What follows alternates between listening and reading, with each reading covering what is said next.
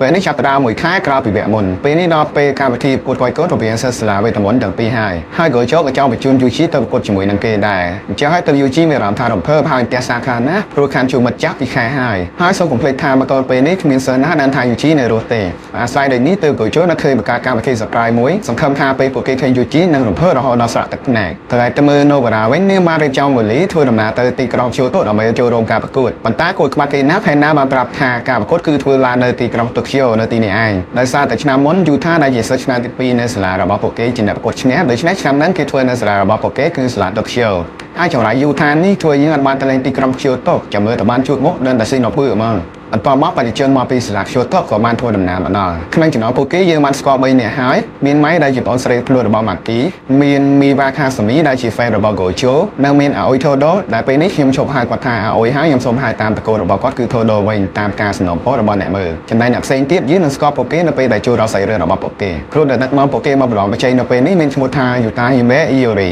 នេះគឺជាសិស្សរួមចំណោមជាមួយនឹង Gojo ក៏ប៉ុន្តែស្អប់ Gojo ខ្លាំងណាស់គ្រូ Gojo ចូលចិត្តញ៉ាំយ៉ាងឲ្យខាន់បន្ទាប់មក Gojo បានមកដល់មានរឿងទាំងប្រអប់ធំមួយមកជាមួយផងពេលនោះគាត់បានចែកយន្តការពីថ្មម្នាក់មួយឲ្យតែកូនសិស្សមកពីសាលា Kyoto ហើយបន្តមកទៀតក៏បានឲ្យ UG ចេញមកពីប្រអប់គិតថាសម្រាប់កូនសិស្សផ្សេងទៀតឲ្យរំភើបចិត្តរហូតដល់យំប៉ុន្តែមានណាអ្នកខ្លះក៏ខ្លាចអ្នកខ្លះក៏អត់ខ្វល់ហើយអ្នកចាប់អារម្មណ៍ជាមួយនឹង UG ជាងគេនៅពេលនោះគឺលោកនាយកការ Kokenji ពេលហ្នឹង Gojo ក៏ទៅនិយាយពីឈ្មោះគាត់មិនឲ្យលោកនាយកក៏មិនជួយចាត់ពេកចាត់ការវេដងាប់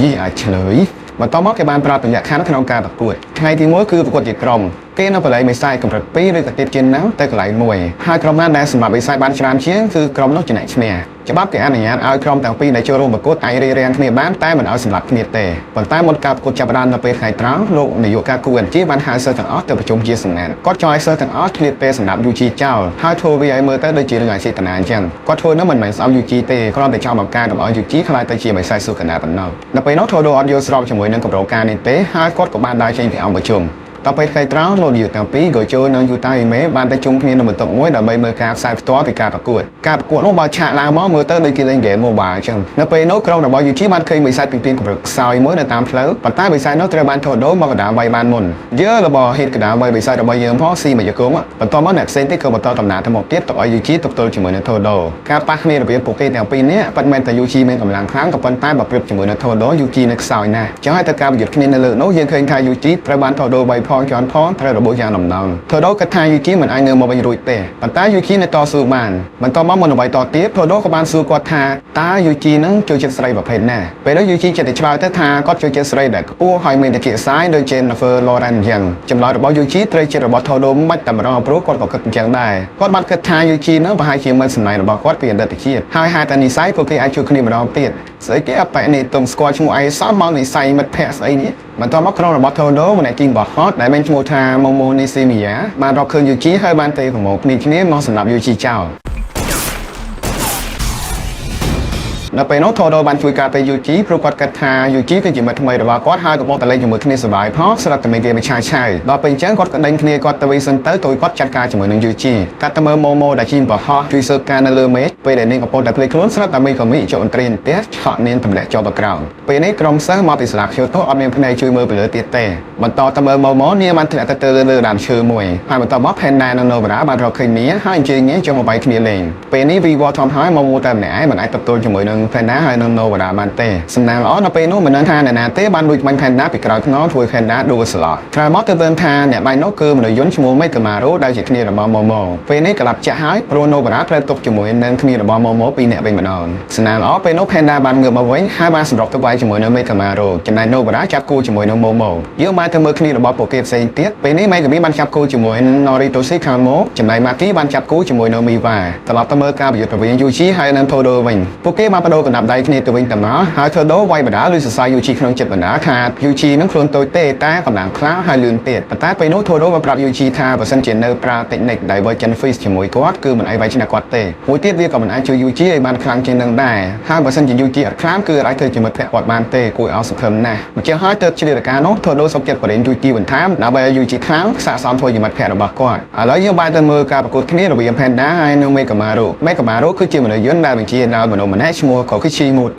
តាកើតមកអត់មានដៃស្ដាំហើយកបត់ជើងចាប់ពីជង្គង់ចុះក្រោមស្បែករបស់គាត់អត់លាក់ស៊ីជាមួយនឹងពន្លឺសូម្បីតែពន្លឺប្រចាំក៏ដុតរលគាត់បានដែរជាការដកដងមូតាកើតមកមានថាមពល Curse Energy យ៉ាងច្រើនហើយគាត់អាច remote ប្រើ Curse Technique របស់គាត់ពីចំណៃបាននៅពេលនោះគាត់បានបញ្ជាឲ្យមនុស្សយន្តមេកាម៉ារូរបស់គាត់ដាក់ Super មួយបាញ់សណ្ដាទៅ Novara ហើយផែនណាឃើញអញ្ចឹងក៏យកខ្លួនទៅពាំងពេលនោះមេកាម៉ារូស្មានតែគាត់អាចកម្ចាត់ផែនណាបានហើយក៏ចង់ដើរចេញប៉ុន្តែស្មានមិនដល់ថាផែនណាអាចងើបត្រឡប់មកវិញបានហើយរោគរាយរបស់ផែនណាពេលនេះបានប្រែក្លាយទៅជា Slot Kong មើលទៅកាចមែនទែនផែនណាគឺជាតុក្កតាដែលលោកនាយកយាការប្រើថាពល Curse Energy ធ្វើឲ្យមានជីវិតហើយលោកនាយកយាការបានបញ្ចូលជីវិត3ទៅក្នុងខ្លួនរបស់ផែនណាទី1គឺផែនណាធម្មតាដែលយើងបានឃើញទី2គឺបងប្រុសរបស់ផែនណាដែលជា Slot Kong ហ្នឹងហើយទី3គឺបងស្រីធំដែលមេកាម៉ារូបាញ់ឯកដួលតាំងពីដំបូងបន្តមកផែនណាដែលជា Slot Kong បានដើរមេកាម៉ារូខ្លោងរហូតទៅលើដំបូលតែមួយហើយក៏បន្តទៅដេញតាមវាយមេកាម៉ារូមិនឲ្យរួចខ្លួនទេពេលនេះទីបំផុតមេកាម៉ារូត្រូវបានបំផ្លាញក្រោមស្នាដៃរបស់ផែនណាបន្ទាប់មកផែនណាបាននិយាយលើកទឹកចិត្តទៅកាន់មូតាតាមរយៈមេកាម៉ារូកុំឲ្យគាត់តូចចិត្តជាមួយនឹងជីវិតរបស់គាត់ពេកតាមពិតមូតាពិតជាតូចចិត្តជាមួយនឹងខ្លួនឯងខ្លាំងណាស់ដែលការរបស់មិនគ្រប់លក្ខណៈគាត់ចង់មានដៃមានជើងដើរទៅណាមកណាជាមួយនឹងមិត្តភក្តិរបស់គាត់ដូចមនុស្សធម្មតា